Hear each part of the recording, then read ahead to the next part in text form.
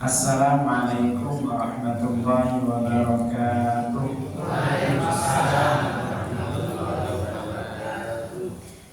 Alhamdulillahilladzi 'allama bil qalam 'allamal insana ma lam ya'lam. Wassalatu wassalamu ala asyrafil anam wa ala alihi wa sahbihi wa man tabi'ahum bi ihsan.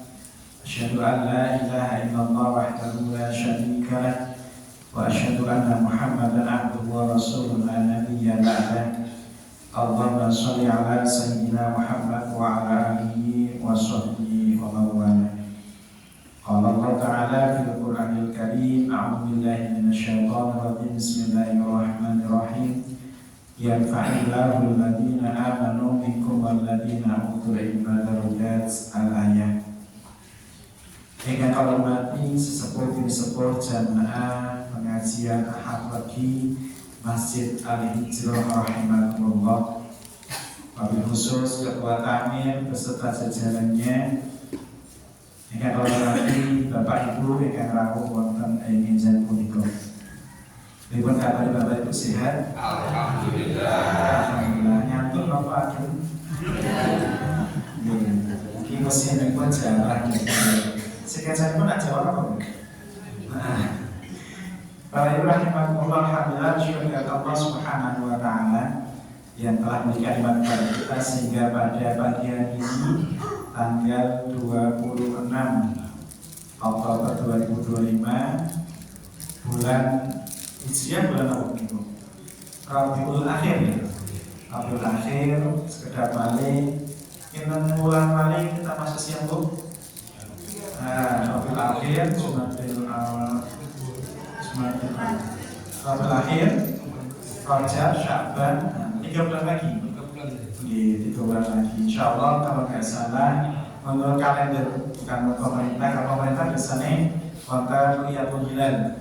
Nah, kalau menurut kalender itu perkiraan tanggal 19 Februari. Insyaallah. Semoga kita semua bisa sampai di bulan Ramadan akhir Ramadan.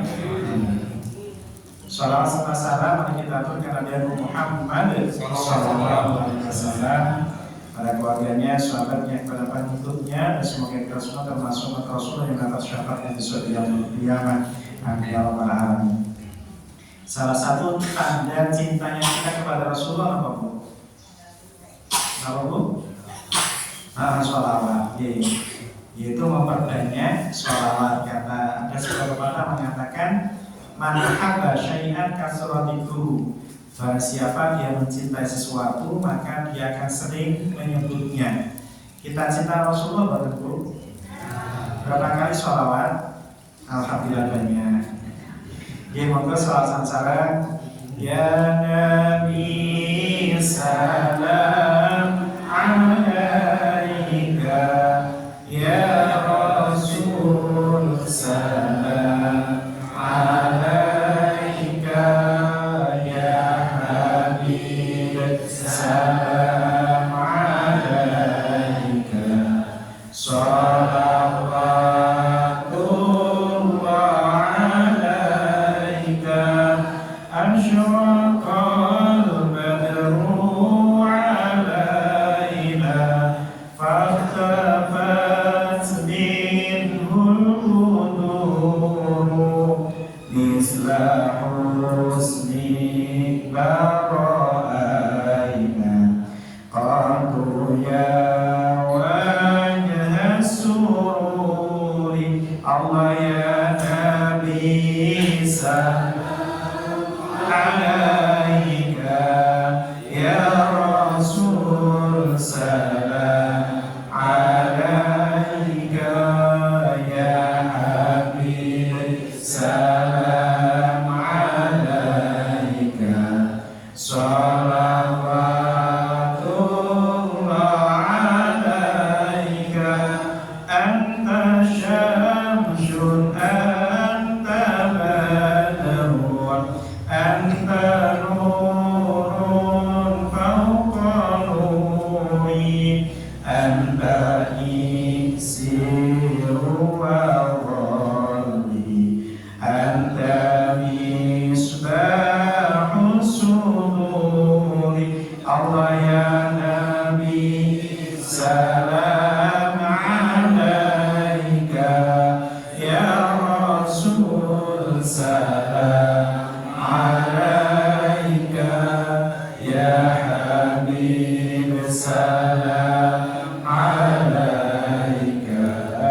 salawatullah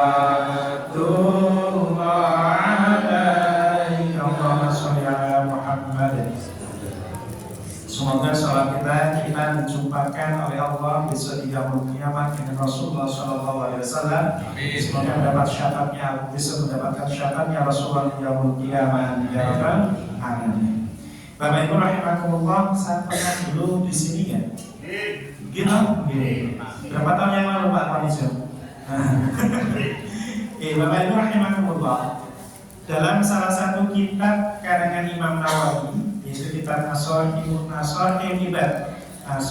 Ibad, itu ada sebuah hadis Rasulullah yang Rasulullah menyampaikan hadisnya, al-afiyatu ala asyrabi aujubin, khamsatun fid dunya wa khamsatun fil akhirah. Fa'amal lati fid dunya wa al-ilmu wa ibadah wa rizqu minal haram wa sabr wa syiddah wa syukru ala ni'mah. Fa'amal lati fil akhirah fa'innahu ya'ti malakul maut, dan seterusnya. Bapak Ibu rahimakumullah, dalam hadis ini yang artinya kesejahteraan itu diraih dengan 10 cara. 10 cara itu fa'amal lati fid dunya, 10 dibagi 2 berapa Bapak Ibu? 5 kesejahteraan dunia, 5 kesejahteraan akhirat. 5 kebahagiaan dunia, 5 kebahagiaan akhirat. Pertanyaannya Bapak Ibu, kalau disuruh pilih, pengennya bahagia dunia atau akhirat? Dunia apa saya Bu? Pilih Bu, pilih cewek ganteng apa cewek ganteng? Cowok ganteng apa cewek elek? Ganteng sendiri. Oh bilang ganteng apa elek kok ganteng sugi loh, orang biasa. Nah, kalau kita disuruh milih, pastinya kita akan pilih dua-duanya, gitu mungkin? Enggak. Buktinya apa Bu? Kita pilih dua-duanya. Halo, kamu harus datang. Buktinya kan kita setiap sholat kan habis sholat kita berdoa tuh Bu. Doa ini pun apa? Rabbana atina fid dunya hasanah wa fil akhirati hasanah wa qina adzabannar. Kenapa nggih? Ya Allah ya Tuhan kami, berikanlah kami kebahagiaan dunia, kebaikan dunia, dan kebahagiaan dan kebaikan akhirat. Kita itu kalau seandainya disuruh milih, pasti milih dua-duanya. Buktinya kita setiap habis sholat, doanya seperti itu, doa sapu jagat. Kita mungkin. Kalau seandainya kita milih tunggal mawon pengen bahagia dunia, maka doanya boten-boten. Doa ini pun Rabbana atina fid dunya hasanah wa qina adzabannar. Akhirat boten dipengin kok. Gini oke. Sama milih akhirat mawon, Rabbana atina fil akhirati hasanah wa qina adzabannar. Dunia boten pengen bahagia kok. Tapi sebenarnya manusia itu kalau disuruh pilih pasti pengen dua-duanya. Buktinya setiap kita sholat kita memohon kepada Allah bahagia dunia, bahagia akhirat. Boten-boten pengen bahagia dunia mawon bisa akhirat sengsara boten apa-apa dan boten pengen. Boten-boten saya pengen akhirat mawon bahagia dunia ini atas sengsara dunia wae lah bisa akhirat dan bahagia boten pengen. Pengennya dunia bahagia, akhirat bahagia. Maka ketika kita menginginkan bahagia dunia akhirat, apa kuncinya Bu Bapak Ibu? Salah satu kunci pengen bahagia dunia akhirat ingin menikah, kita memiliki ilmu. Maka amalati di dunia ya ilmu. Salah satu cara untuk mendapatkan kebahagiaan dunia akhirat itu dengan ilmu. Maka dalam satu hadis Rasulullah menyampaikan, man arada dunya fa'alaihi bil ilmi wa man arada al-akhirah fa'alaihi bil ilmi wa man aradahuma fa'alaihi bil ilmi. Apa Bu hadis itu? Nah, betul. Barang siapa dia menginginkan kebahagiaan dunia maka dengan ilmu. Barang siapa dia menginginkan bahagia akhirat dengan ilmu. Barang siapa dia menginginkan keduanya dengan ilmu. Bapak Ibu rahimakumullah, dalam setiap aktivitas kita adakah yang tidak menggunakan ilmu? Tidak ada. Setiap aktivitas kita itu semuanya menggunakan ilmu. Kalau ada orang yang melakukan sesuatu kok tanpa ilmu berarti orang yang ODGD. Harus gitu. Enggak, mereka kalau melakukan sesuatu tidak menggunakan ilmu karena melakukan beda. Maka kalau kita melihat atau kita melakukan sesuatu ketika kita mau tidur, ngagem ilmu bukan Bu? Ilmu. Tidur sing sae niku ketika mau tidur apa yang kita lakukan Bu? Wudu dulu. Sebelum wudu apa yang setelah wudu apa yang kita lakukan? Berdoa dulu. Doanya gimana Bu? Bismika Allahumma ahya bismika amut. Kelas nih. Bismika Allahumma ahya bismika amut. Kelas kira. Dengan nama ya Allah saya hidup dan dengan nama Allah saya mati. Ketika kita setelah tidur kita kemudian posisi kita ketika tidur posisi gimana Rasulullah mengajarkan? Miring ke kanan. Itu adalah menggunakan ilmu. Begitu juga ketika kita tidur. Tidur itu hukumnya apa sih Bu? Halo Pak. Tidur itu hukumnya apa Pak? Wajib, haram, sunnah, makruh, mubah. Pilih. Wajib. Turun terus apa tak wajib? Masa turun wajib? Astagfirullahaladzim. Oke, kertas sudah terjadi wajib. Mending kalau turun terus buat sholat. Wajib kok. Gimana oke? Mau turun ke wajib. Tidur itu hukumnya mubah Bu. Mubah itu apa? Boleh gitu. Mubah itu apa? Sesuatu perkara apabila dilakukan tidak apa-apa, apabila ditinggalkan tidak apa-apa. Saya itu di TPA, saya itu ngajar TPA Bapak Ibu. Tempat saya di Taman Mahasiswa. Tahu LP Bu? Wonten dalam nih timuripun. Timuripun LP wonten ayam bakar itu petani gula. Ayam bakar itu berarti wonten masjid. Kalau TPA terminggu ngantai yang minggu lagi. Kalau itu sering ngajari anak-anak tentang hukum syariat Islam itu 5 ini, itu udah beberapa kali saya lupa. Hukum dalam syariat Islam itu apa Bu? Betul. Wajib, haram, sunnah, makruh, mubah. Wajib itu kenapa? Harus. Kalau enggak apa-apa. Wajib itu kenapa? Suatu perbuatan apabila dilakukan mendapat pahala, apabila ditinggalkan mendapat dosa kan atau toh? Contohnya apa Bu? Sholat wajib 5 waktu, apa paling? Puasa Ramadan, apa paling?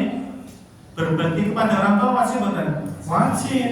Kalau nggak berbagi dosa berarti kira itu wajib. Yang kedua, kebalikan dari wajib apa?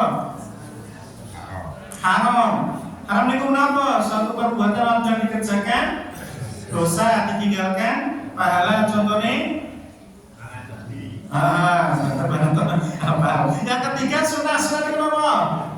Suatu perbuatan apabila dikerjakan mendapat pahala ditinggalkan tidak apa-apa. Contohnya apa? Puasa Senin Kamis, puasa sunnah, sholat sunnah, rawatib, qobliyah ba'diyah, paling sholat duha itu sunnah. Kebalikan sunnah itu makruh. Makruh itu apa? Dilakukan tidak apa-apa, ditinggalkan mendapat pahala. Itu makruh. Contohnya apa? Makruh dalam wudu contohnya seumpama. Makruh dalam wudu itu contohnya ketika Bapak Ibu wudu mubadirke banyu. Nah, itu makruh. Ada lagi ketika Bapak wudu, Bapak Ibu wudu ketika di tengah-tengah wudu ngobrol, itu makruh. Batal ya wudunya Bapak Ibu? Boten, tapi lebih baik ditinggalkan. Ditinggalkan ngomongnya boten wudu nih. Nah, ditinggalkan daripada makruh. Yang terakhir adalah mubah. Mubah itu apa? Suatu perbuatan ditinggalkan tidak apa-apa, dilakukan tidak apa. Contohnya contohnya yaitu makan, tidur. Itu mubah Bu. Tidur itu bukan wajib tapi mubah. Kalau mau tidur mau betul gimana terserah, itu mubah kok. Tapi kalau kita punya ilmu, tidur itu bisa mendapatkan pahala kalau kita niati beribadah kepada Allah Subhanahu. Contohnya ibu bapak-bapak kalau malam-malam mau tidur niat ya Allah semoga nanti jam 3 saya bangun ya Allah untuk melaksanakan sholat tahajud ya Allah. Maka itu niat kita itu sudah mendapat pahala dan itu mendapatkan asalnya kan tidur kan mubah. Tapi karena niat kita niatnya adalah ibadah, maka dicatat kebaikan ibadah oleh Allah Subhanahu wa Ta'ala.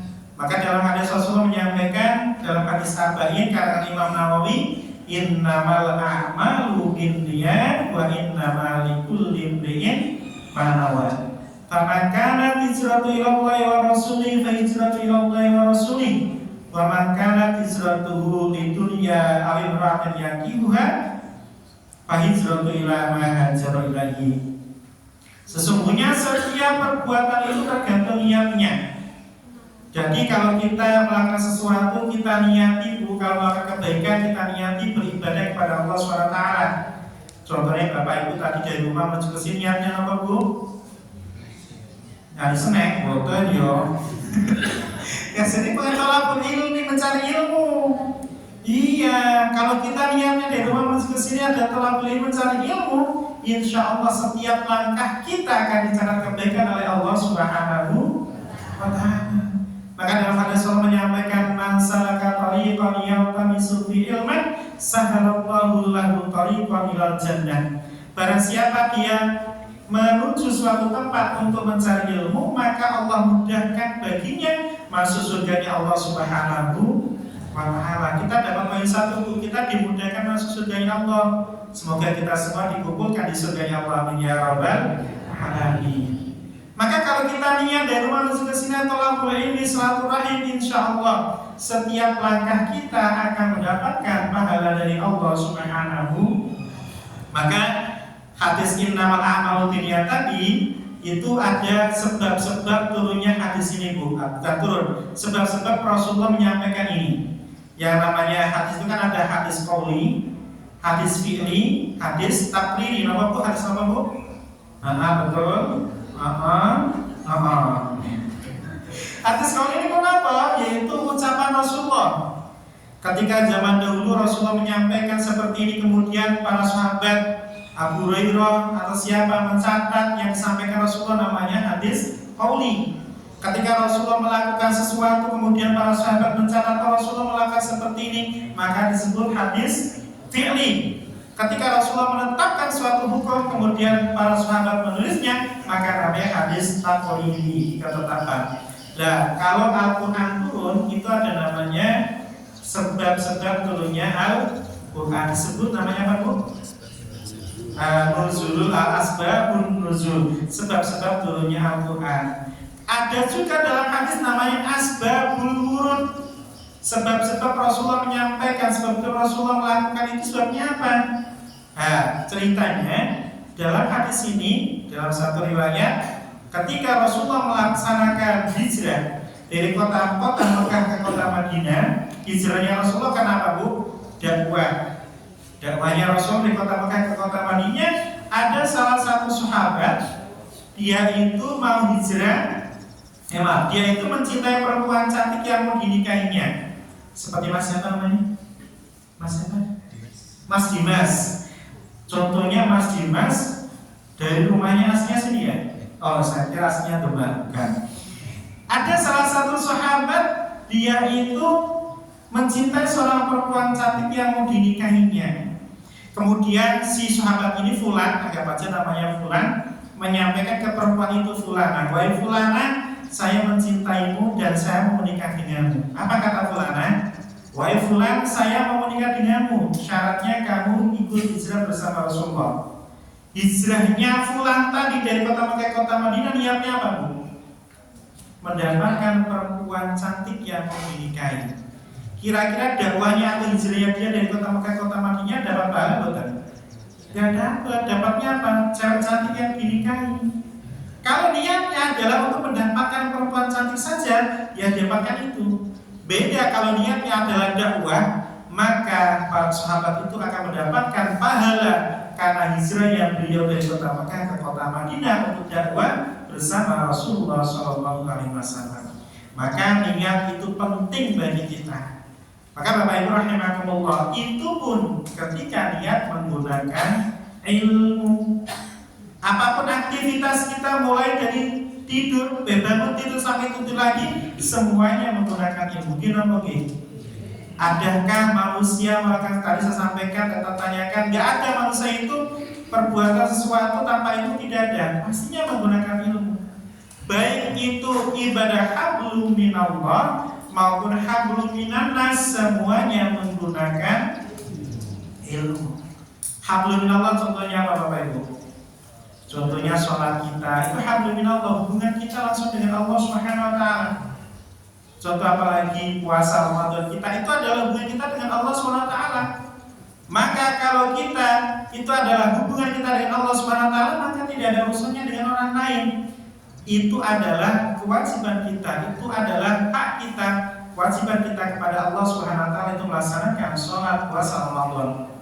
Maka hablum minallah pun itu menggunakan ilmu. Kalau kita mohon maaf ibadah tanpa ilmu, kira-kira ibadah kita diterima oleh Allah atau Bu?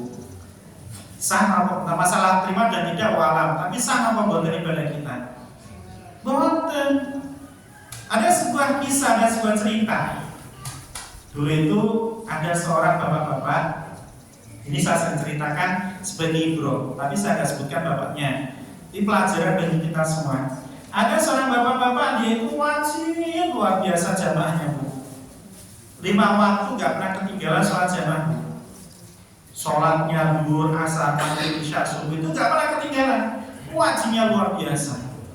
Kemudian pada suatu hari beliau itu melaksanakan sholat zuhur. Habis wudhu beliau melaksanakan sebelum sholat jamaah kan sholat qobliyah. Dia melaksanakan sholat qobliyah zuhur. Setelah qobliyah zuhur, kemudian apa terjadi Bapak Ibu? Beliau itu habis sholat sunnah kemudian pengen pipis. Beliau ke kamar mandi, Bu. Apa yang dilakukan pipis? Setelah pipis apa? Setelah cebok membersihkan kakinya. Setelah itu beliau langsung ke masjid lagi. Saya tanya, Pak, lo jenengan habis pipis kok boten wudu? Apa katanya, Bu? Perkara batalkan wudu kan tentu saja kan, Mas. Saya kan cuma pipis. Pipis batal wudu benar, Bu? Batal. Menurut beliau yang batalkan wudu itu kan boten pipis. Itu ilmu. Ilmu yang mohon maaf itu sepele bagi kita, tapi kalau kita tidak tahu maka tidak sah sholat kita. Itu saya sampaikan ke anak-anak bahwa ilmu itu sangat penting bagi kita. Bapak itu tadi rajin jamaahnya, tapi karena ilmunya kurang, akhirnya apa?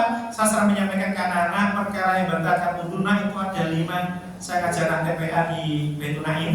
Itu saya ajarkan tentang fikih yang saya pakai dalam Fiqhul Wadih. Mabadul fikih.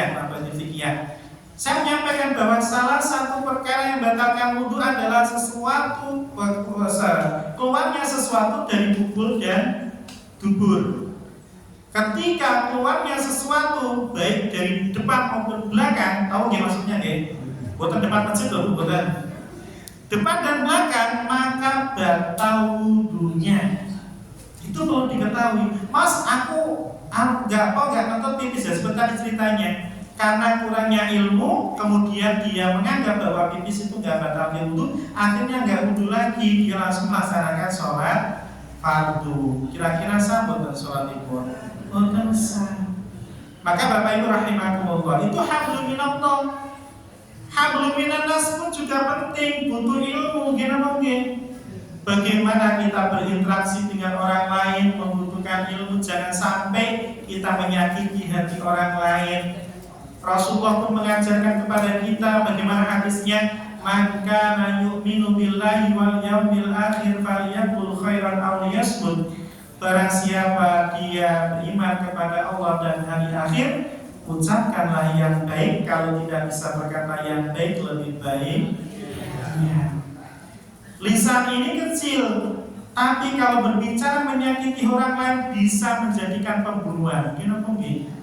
Banyak kejadian di televisi gara-gara lisan jengkel dibunuh. Kemarin ada cerita seorang anak yang mana minta uang kepada orang tuanya, kemudian orang tuanya tidak memberi. Akhirnya apa yang terjadi Bapak Ibu?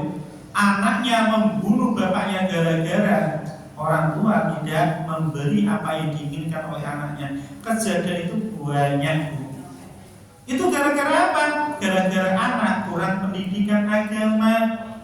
Maka kalau kita didik anak kita dengan ilmu agama yang kuat, terutama adab, sopan santun, insya Allah kita dan anak kita akan diselamatkan oleh Allah Subhanahu wa Ta'ala.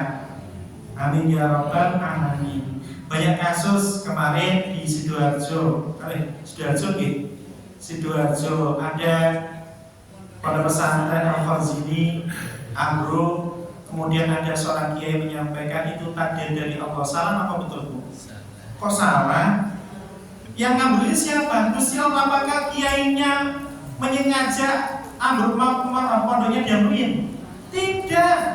Itu adalah sebagai kata yang mujarab bagi kiai bahwa itu semua adalah takdir dari Allah Subhanahu wa taala. Saya tidak merencanakan untuk memburukan pondok itu. Tapi apa? Itu adalah semua kehendak Allah Subhanahu wa taala.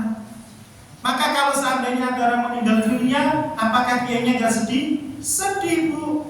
Tapi karena kiainya mengetahui bahwa yang bisa kita lakukan adalah sabar, maka kiainya luar biasa sabarnya bagaimana melihat seperti itu. Walaupun ngapunten, netizen itu kan kalimatnya luar biasa. Oh ini. Padahal itu adalah bentuk kesabaran kiai ketika diuji oleh Allah Subhanahu wa taala. Kemarin ada lagi di Lirboyo, apa yang terjadi Bu? Sangat viral apa? Seorang kiai yang ngapunten dikasih apa namanya, kasih isyarat kepada muridnya. Apakah salah? Tidak. Ilmu yang diberikan kiai kepada muridnya luar biasa besarnya. Apakah dikasih amal cukup? Enggak cukup. Kiai yang memberikan ilmu, memberikan tidak hanya ilmu teori tapi praktek yang diajarkan, itu tidak cukup hanya amplop Bu. Ketika memberi amplop muridnya kepada kiai kemudian ngapunten, ada TV yang menyatakan seperti kalimat yang ngapunten seperti itu. Bagaimana terjadi? Pesantren, santri-santri pada demo. Kenapa? Tidak memuliakan seorang ulama. Bagaimana ulama itu memperjuangkan murid-muridnya, santrinya untuk menjadi santri-santri yang beradab. Kalau mohon maaf Bapak Ibu, kalau kita belajar di YouTube bisa, tapi yang namanya belajar adab itu tidak bisa diambil dari YouTube. Tapi apa? Butuh praktek, butuh contoh, butuh uswatun hasanah dari seorang figur, seorang guru, seorang ustaz, seorang kiai. Maka Bapak Ibu rahimakumullah, maka Rasulullah menyampaikan al-ulama warasatul anbiya, ulama adalah pewaris para nabi. Maka kita sebagai orang yang tidak tahu, ketika kita memuliakan ulama, ya itu lumrah. Kapunten, saya pernah belajar sama guru saya itu setiap bulan itu tidak pernah bayar Bu. Tapi guru saya wajib banget, bisa sampai jam 9 itu ngaji. Tapi guru saya nggak pernah minta apa-apa dari saya. Apakah ketika saya pulang ketemu guru saya kemudian saya kasih bisyarah, apakah salah? Tidak, karena itu adalah bentuk terima kasih saya kepada guru saya. Jangan sampai memberikan sesuatu kemudian itu menjadikan ngapunten, itu bentuknya kiai membutuhkan uang. Boten, kiai yang membutuhkan itu Bapak Ibu rahimakumullah. Maka kita sebagai murid, baktinya murid kepada guru adalah ya setidaknya menyenangkan guru, memberikan bisyarah menyenangkan guru. Maka Bapak Ibu rahimakumullah, kembali lagi tentang ilmu tadi, bahwa Rasulullah mengajarkan kepada kita setiap harinya bagaimana kita berinteraksi dengan orang lain. Itu pun saya diajarkan oleh guru-guru saya, bagaimana kita berinteraksi. Itu adalah karena saya diajarkan oleh guru saya, kemudian saya menularkan ilmu yang saya terima kepada Bapak Ibu sekalian. Semoga ilmu yang diajarkan guru saya kepada saya, kemudian kepada Bapak Ibu sekalian, semoga manfaat. Amin. Ini waktunya ya Rabbal Alamin. Bagaimana kita juga berinteraksi dengan tetangga kita. Rasulullah pun mengajarkan kepada kita, man kana yu'minu billahi wal yaumil akhir falyukrim jarahu. Kata Rasulullah, barang siapa yang beriman kepada Allah dan Rasulnya, maka muliakanlah tetanggamu. Maka kalau kita berinteraksi dengan tetangga, jangan sampai jodohan atau jodohan Bu. Apa itu jodohan apa? Pesona-pesona di tukaran. Jangan sampai sama tetangga dia kenal. Maka buatan Bu, buatan alhamdulillah buatan. Mungkin gimana karena tetangga itu adalah orang yang terdekat kita. Ketika pada saat, mohon maaf, kemarin kejadian ketika COVID, yang paling tahu keadaan kita siapa Bapak Ibu? Tetangga. Pertama kali yang membantu kita siapa ketika kita sakit? Tetangga. Apakah saudara kita di sana ketika kita ada sesuatu kemudian membantu langsung? Tidak. Tapi apa? Tapi tetangga kita yang pertama yang akan membantu kita. Sehingga apa? Sehingga kita harus memuliakan tetangga kita.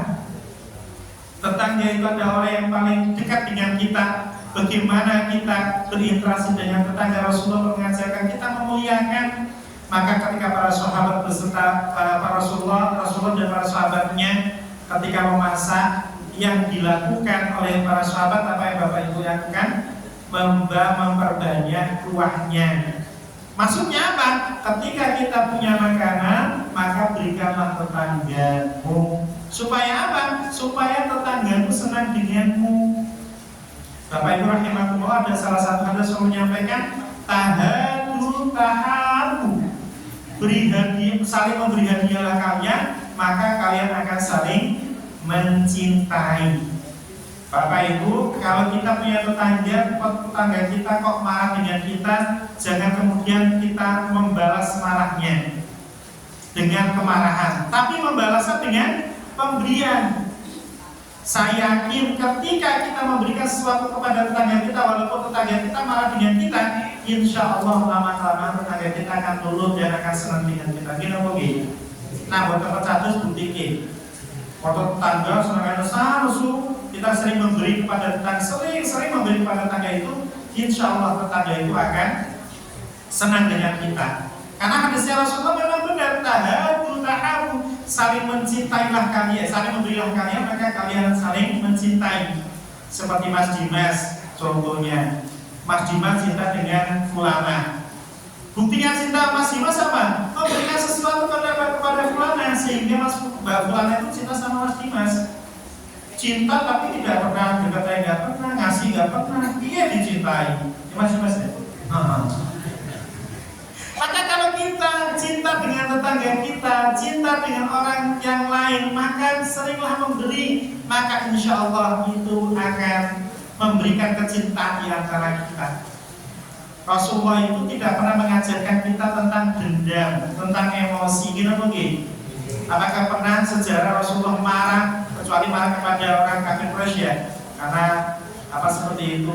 Maka Rasulullah itu tidak pernah yang namanya marah. Bagaimana Rasulullah mengajarkan kepada kita mulai ketika Rasulullah dari rumah menuju ke pasar di tengah-tengah jalan, kemudian Rasulullah dicaci maki, apakah Rasulullah marah? Tidak. Ketika Rasulullah dari rumah menuju ke pasar di tengah-tengah jalan dilempari kotor, apakah Rasulullah marah? Tidak. Ketika Rasulullah dari rumah menuju ke pasar kemudian di tengah jalan diludahi, apakah Rasulullah marah? Tidak. Malah ketika orang yang meludahi, orang yang melempari ketika sakit, Rasulullah tanya sama tetangganya, baik bulan yang sering memberi apa melempari saya kok gak kelihatan ya? Apa yang kata Rasulullah? Apakah kemudian Rasulullah mendoakan semoga dan mati? Bukan. Tapi Rasulullah kemudian mendatanginya.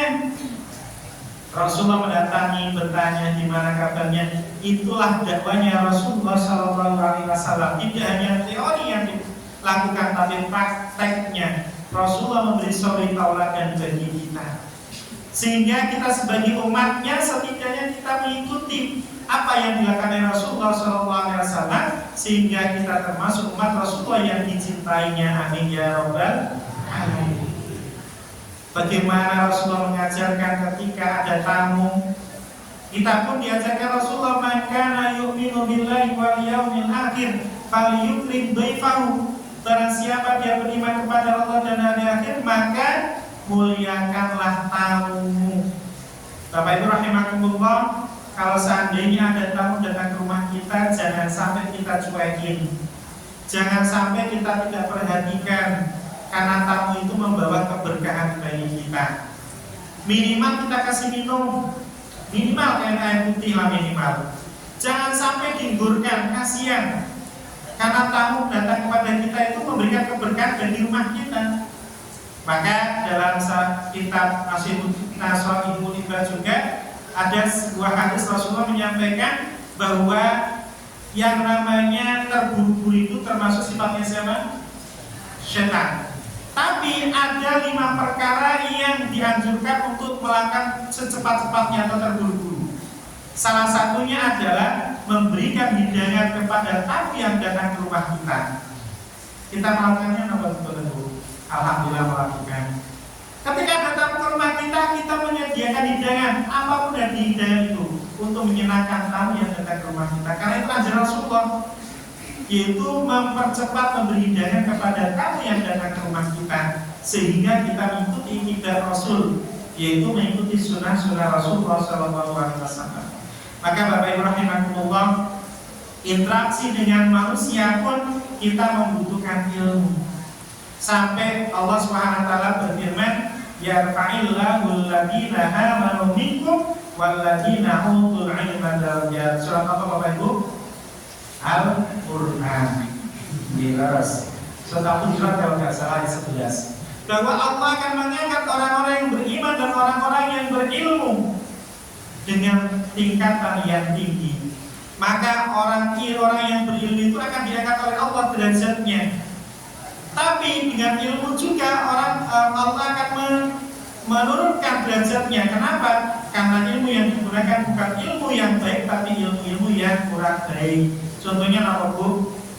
Contohnya ngapunten para atasan kita, anggota dewan. Gimana nih? Ketika orasi pakai ilmu buatan Bu. Ketika ngaca pakai ilmu buatan Bu. Ketika minta dukungan pakai ilmu buatan Bu. Pakai. Tapi ketika jadi apa yang terjadi? Ada yang mengambil uang negara.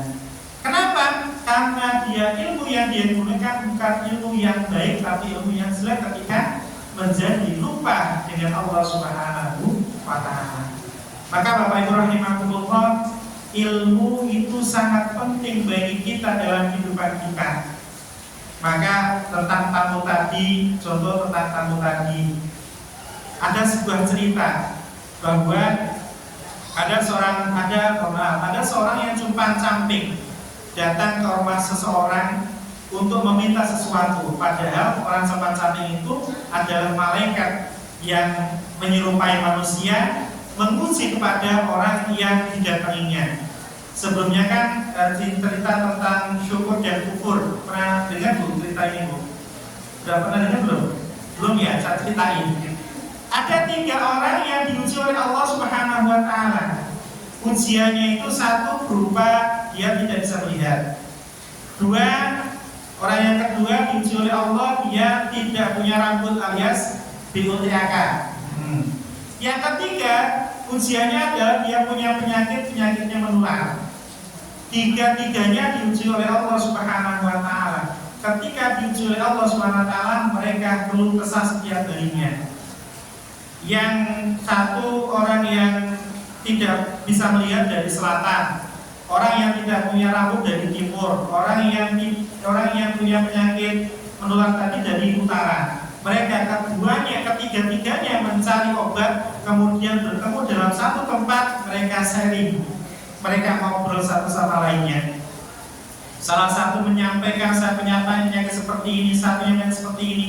Kemudian ketiganya punya solusi, yuk kita cari bareng-bareng obat. Ketika ketiganya mencari obat, si buta mencari ke arah timur, asalnya dari selatan, menuju ke timur mencari obat. Ketemu seorang tua.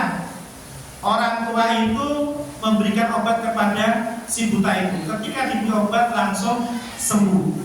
Setelah sembuh, si tua itu menyampaikan apa permintaan selanjutnya. Si buta itu menyampaikan, asalnya buta kemudian bisa melihat, menyampaikan yaitu apa? Saya menginginkan hewan untuk dipelihara. Ketika menginginkan itu diberikan hewan itu domba untuk dipelihara oleh si buta itu, dibawa pulang. Asalnya 2 menjadi buahnya, akhirnya dia kaya raya Bu, karyawannya banyak sekali. Yang kedua si buta juga seperti itu. Ketika diuji kemudian dikasih kenikmatan yang luar biasa besarnya, yaitu mempunyai domba yang banyak, tapi dia lupa diri ketika diuji oleh Allah SWT.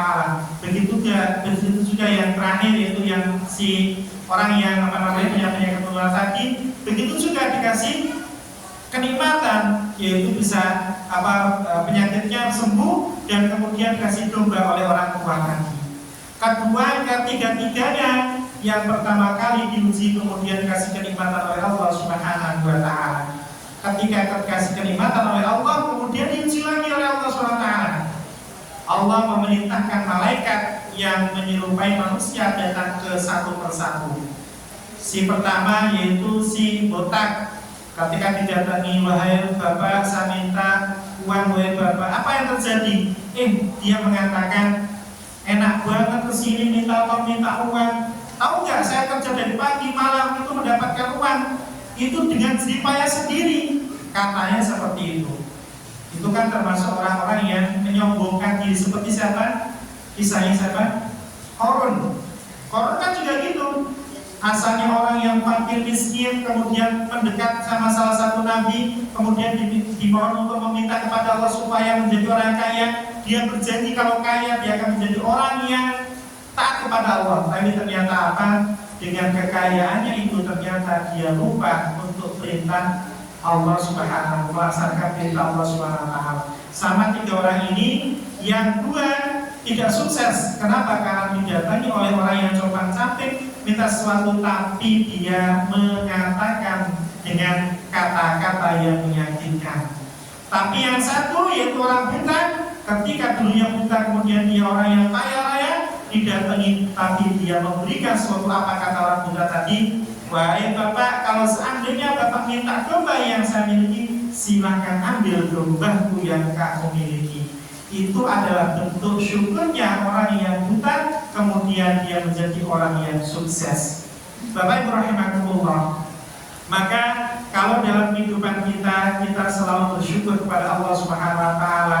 Apapun yang kita lakukan, mulai dari bangun tidur sampai tidur lagi, kita semuanya menggunakan ilmu. Maka ilmu itu tidak hanya diambil dari sekolah formal saja. Tidak hanya anak SD saja yang diwajibkan mencari ilmu, tapi kita juga diwajibkan untuk mencari ilmu. Ada sebuah pepatah mengatakan, utlubul ilma minal mahdi ilal lahdi. Carilah ilmu mulai dari ayunan sampai liang lahat. Rasulullah menyampaikan, thalabul ilmi fardhatun 'ala kulli muslimin. Carilah ilmu. Mencari ilmu itu wajib hukumnya bagi orang Islam laki-laki dan perempuan. Maka kalau kita memiliki ilmu, mari kita praktekkan ilmu itu dengan sebaik-baiknya, sehingga ilmu yang kita miliki bermanfaat bagi kehidupan kita di dunia, tidak hanya di dunia tapi juga di akhirat. Maka ada salah satu Rasulullah menyampaikan, salah satu amalan yang tidak akan putus walaupun kita meninggal dunia itu adalah ilmun yuntafa'u bih. Rasulullah menyampaikan idza mata Adam in qata malu illa min salasin shadaqatin jaratin aw ilmin yuntafa'u bi awwal dan shahidiyatullah. Yang kedua ini adalah ilmu yang bermanfaat.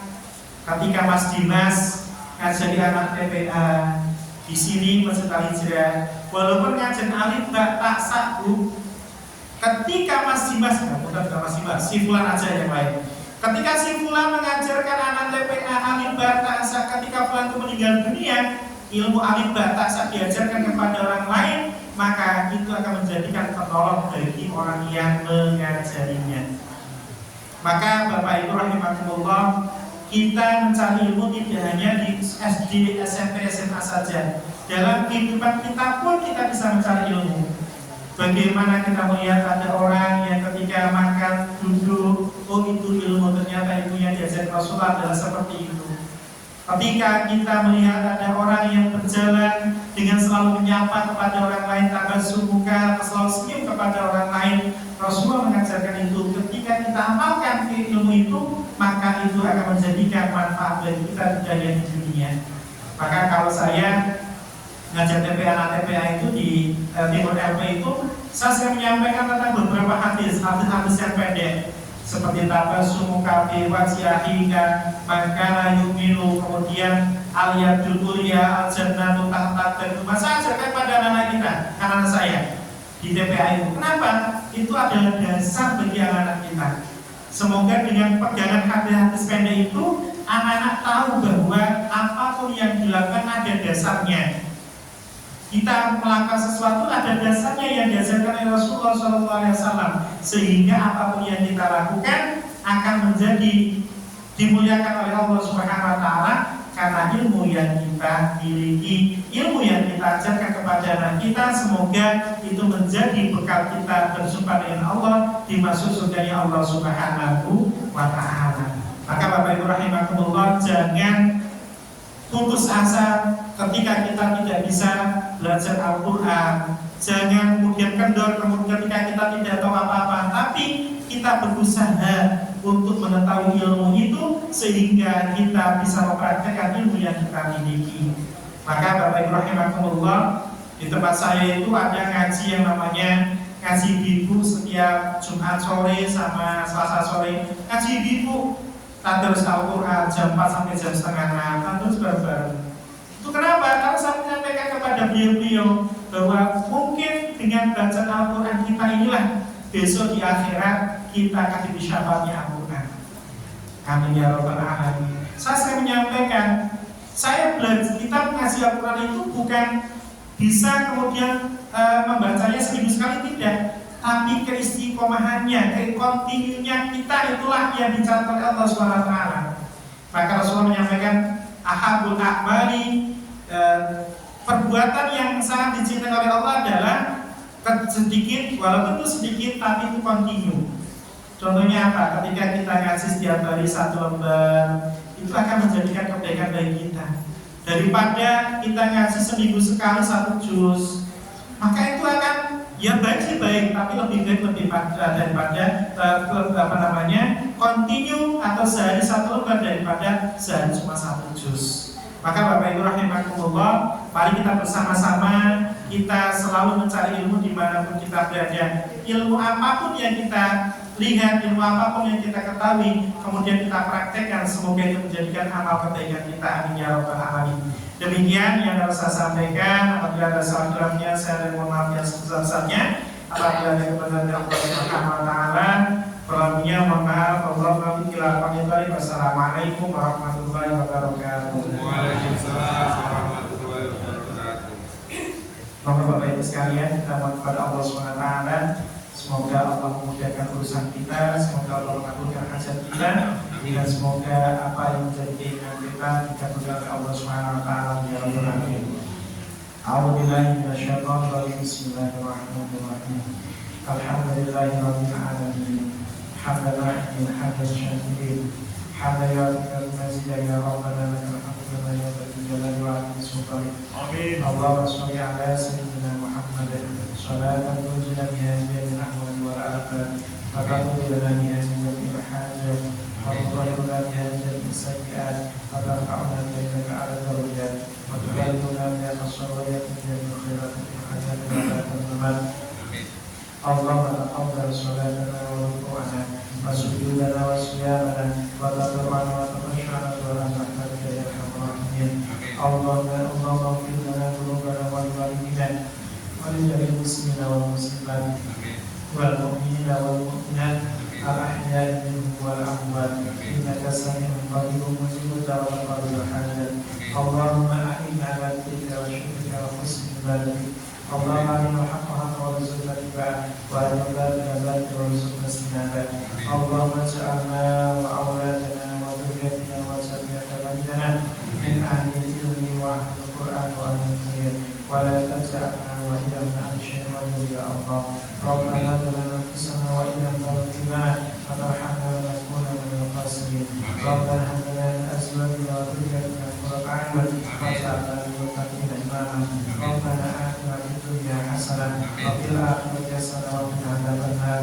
Subhana rabbika rabbil izzati amma yasifun wa salamun alal mursalin walhamdulillahi rabbil alamin. Katakan assalamualaikum warahmatullahi wabarakatuh.